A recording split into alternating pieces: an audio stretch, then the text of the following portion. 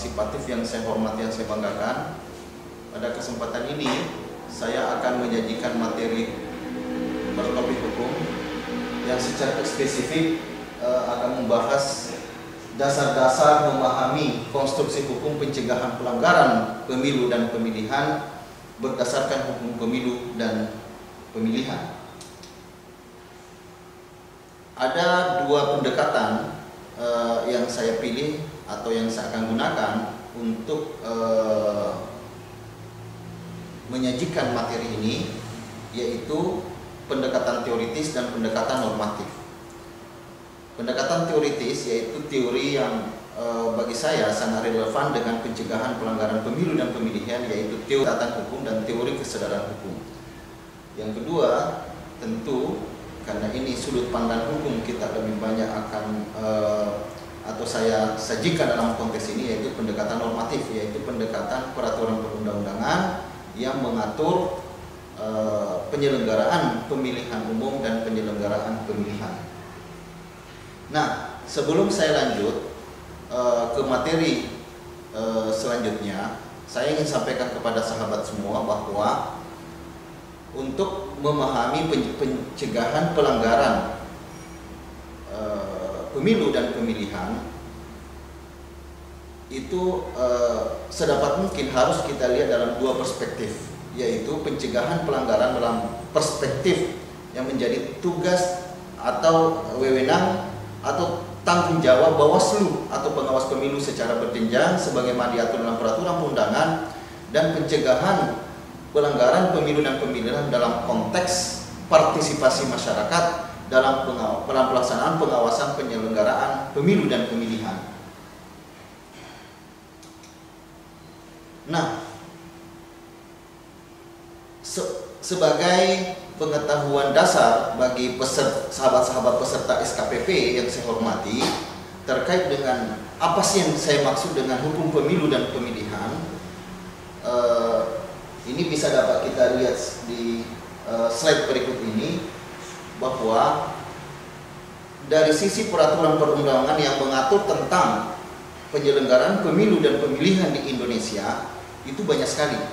Nah, bagi saya semua produk-produk hukum atau aturan-aturan hukum yang mengatur secara yuridis terkait dengan penyelenggaraan pemilihan umum atau pemilihan, itulah yang itu yang saya maknai atau yang saya maksud dengan hukum pemilihan atau hukum pemilu dan atau hukum pemilihan.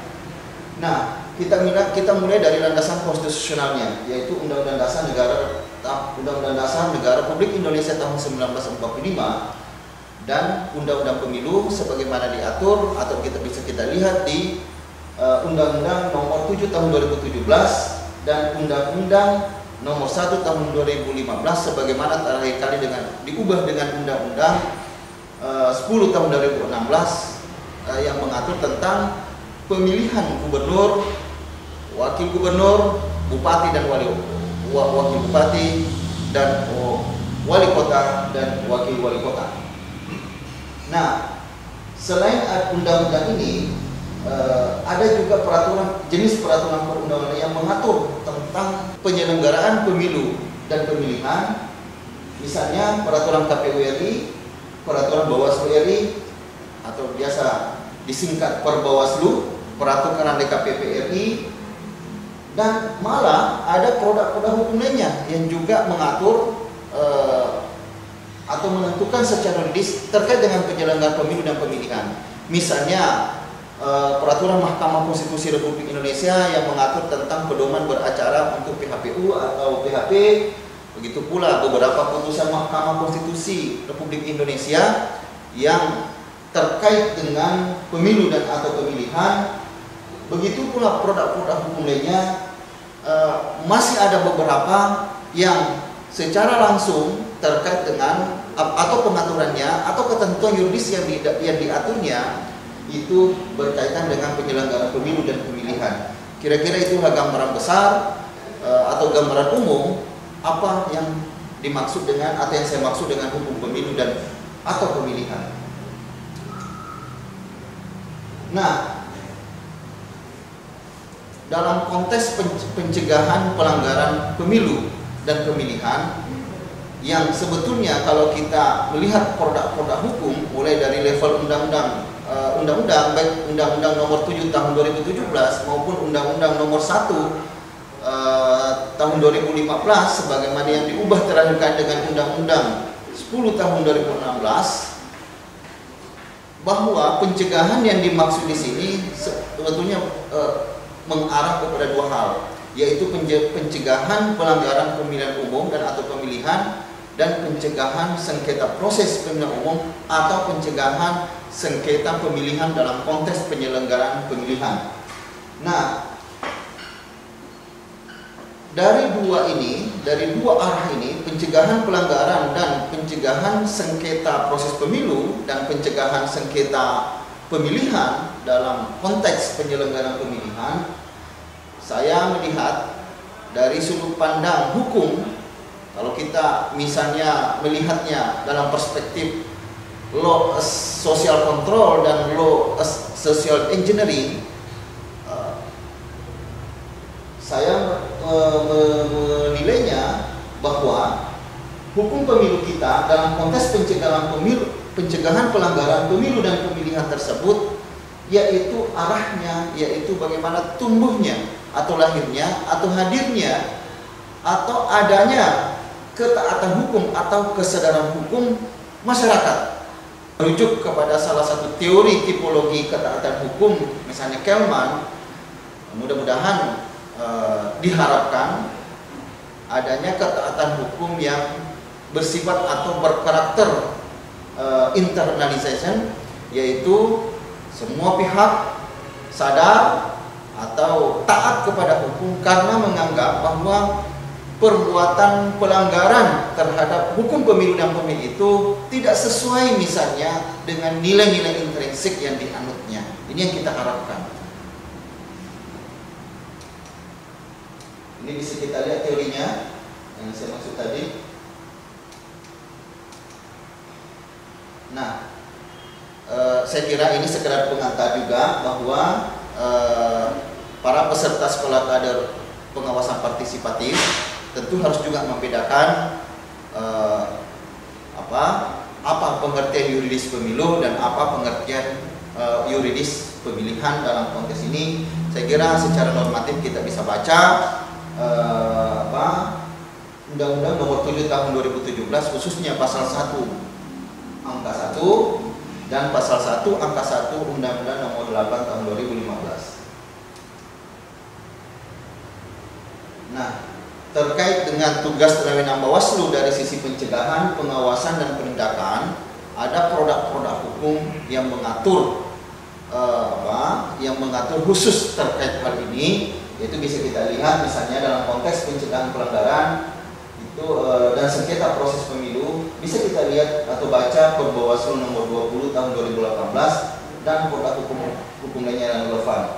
Begitu juga dari sisi pengawasan dan penindakan, ada beberapa produk hukum Perbawaslu dan produk hukum lainnya yang mengatur terkait dengan penindakan atau penanganan pelanggaran atau penyelesaian sengketa proses pemilu atau penyelesaian atau musyawarah penyelesaian sengketa pemilihan. Nah, kita masuk kepada materi inti bahwa apa sih sebetulnya yang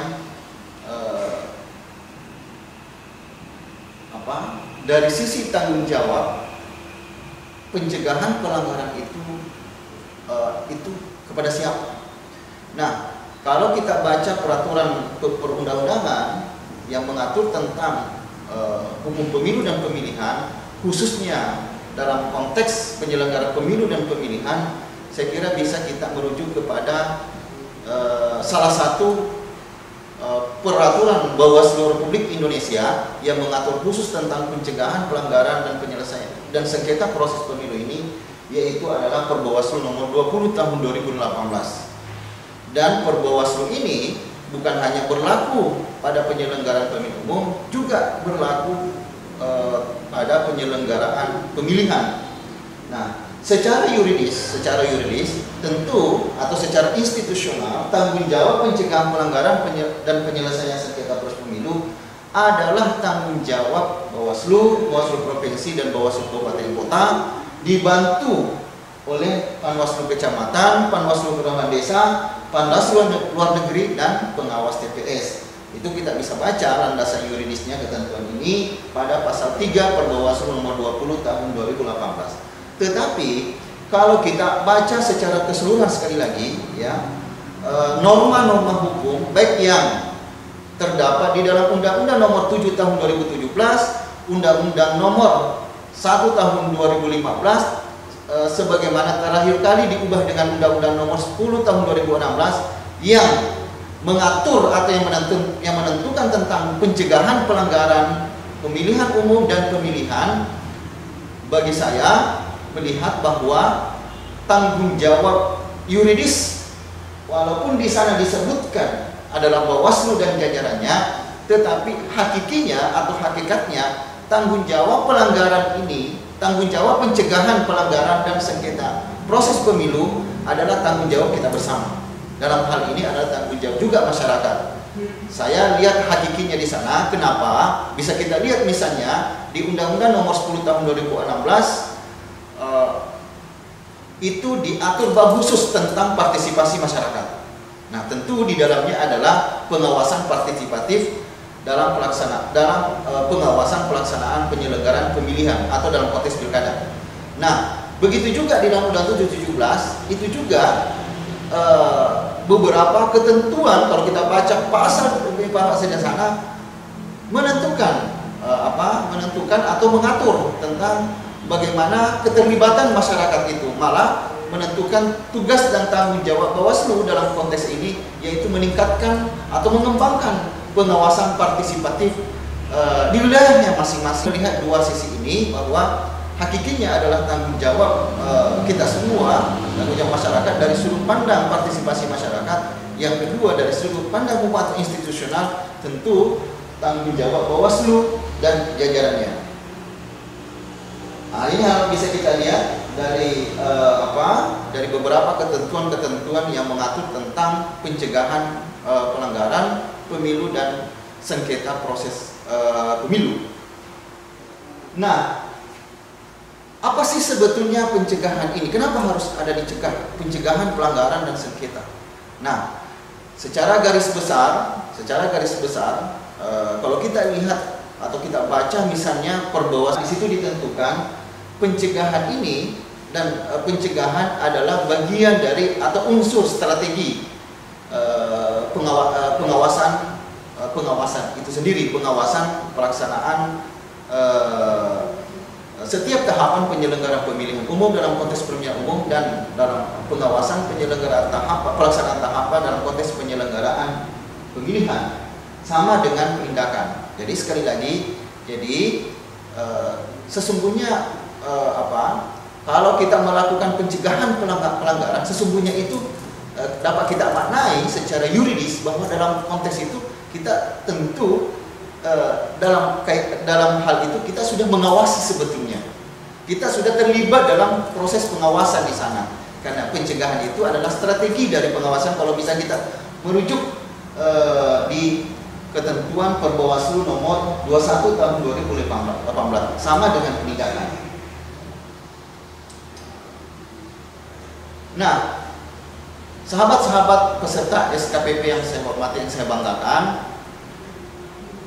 tentu ada atau bisa muncul pertanyaan, sahabat-sahabat semua,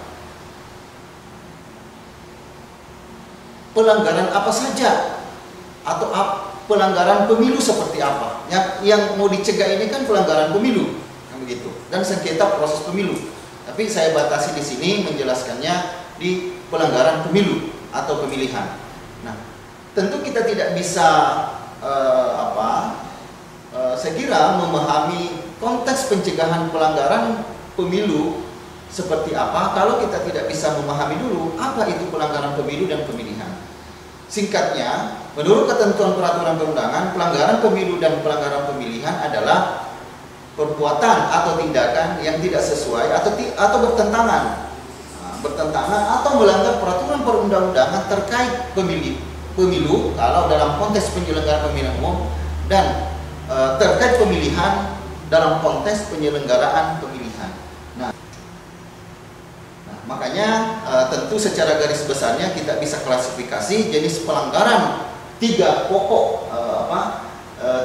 jenis pokok pelanggaran pemilu dan pemilihan, yaitu bisa kita lihat administratif, ada pelanggaran administratif, ada pelanggaran administratif TSM, terstruktur, sistematik dan masif, ada tindak pidana, ada kode etik.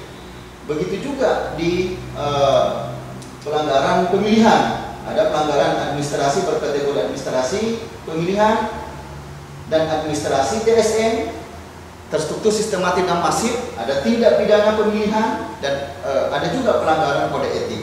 Nah, saya mau menjelaskan dari sisi tindak pidananya, mengidentifikasi ya, apa saja larangan-larangan yang ditentukan dalam ketentuan yang menjadi tindak pidana pemilu ya, sebagaimana diatur oleh dalam Undang-Undang Nomor 7 Tahun 2017, bisa kita baca di pasal 488 sampai dengan pasal 153 dan pasal 554 sebagai tentu tindak pidana yang diatur di dalam Undang-Undang Nomor 7 Tahun 2000 ini tentu adalah tindak pidana khusus. Bagaimana dengan tindak pidana di pemilihan? Yaitu bisa kita baca atau lihat di pasal 177 sampai dengan pasal 98A di Undang-Undang Nomor 1 Tahun 2015 sebagaimana yang diubah terakhir dengan Undang-Undang Nomor 10 Tahun 2016. Ini beberapa ketentuan-ketentuan hukum yang saya sampaikan tadi. Sahabat-sahabat Bawaslu ketika memahami bahwa cara Bawaslu melakukan pencegahan antara lain seperti di garis besarnya dapat melalui dengan riset, sosialisasi, studi banding, kerjasama. Saya kira inilah bisa dijadikan dasar hukum buat sahabat sekolah pengawas partisipatif. Misalnya ketika masyarakat, bagaimana masyarakat yang terlibat, saya kira bisa melalui dengan kerjasama dengan pihak Bawaslu. Nah, lanjut dari ketentuan pasal 8 dan pasal 9 Perpres nomor 20, pengawas pemilu dapat melakukan pencegahan dan potensi pelanggaran dan sengketa proses berdasarkan hasil identifikasi dan pemetaan. Nah, bisa kita lihat apakah melalui koordinasi antar lembaga dan kegiatan lain sepanjang tidak bertentangan dengan peraturan undangan. Penguatan koordinasi antar lembaga dalam mencegah terjadi pelanggaran sengketa dilakukan dengan tahapan kegiatan dilakukan dengan penyusunan nota kesepahaman. Nah, saya stressing di sini bahwa keterlibatan masyarakat ya di dalam proses pencegahan pelanggaran dan sengketa proses pemilu atau sengketa pemilihan, saya kira bisa dilakukan dalam berbagai bentuk. Misalnya kalau kita merujuk di sini bisa melalui misalnya dengan tadi melalui kerjasama sehingga terbit MOU agar terkendali atau terkendali sisi input, proses, outputnya dan akuntabilitas hukumnya. Saya kira ini penting untuk kita pahami semua.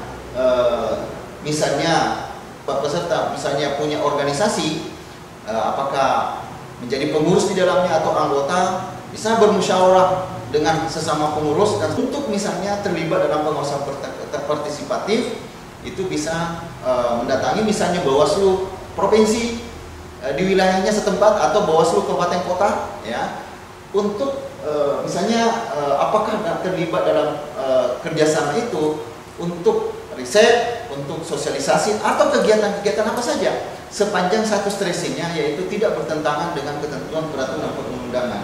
Oleh karena itu dari sisi hukum pemilu dan pemilihan memberikan payung hukum yang kuat terlibat di dalam pengawasan partisipatif.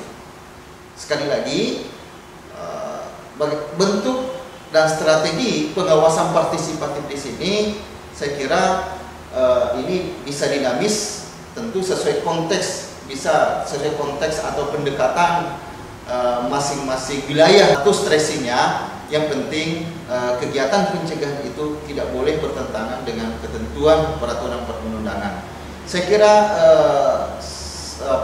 kalau kita memahami gambaran dalam yang diatur dalam Undang-Undang Nomor 7 Tahun 2017 dan Undang-Undang Nomor 1 Tahun 2015 sebagaimana terakhir kali diubah dengan Undang-Undang Nomor 10 Tahun 2016 sampai ke use operatumnya secara khusus yang mengatur pencegahan pelanggaran dan sengketa proses pemilu, yaitu Perbawaslu Nomor 20 Tahun 2018. Kita dapat disambung bahwa sekali lagi tanggung jawab pencegahan pelanggaran pemilu walaupun secara yuridis ya dan institusional tanggung jawab Bawaslu atau pengawas pemilu, tetapi bagi saya hakikinya adalah tanggung jawab kita bersama.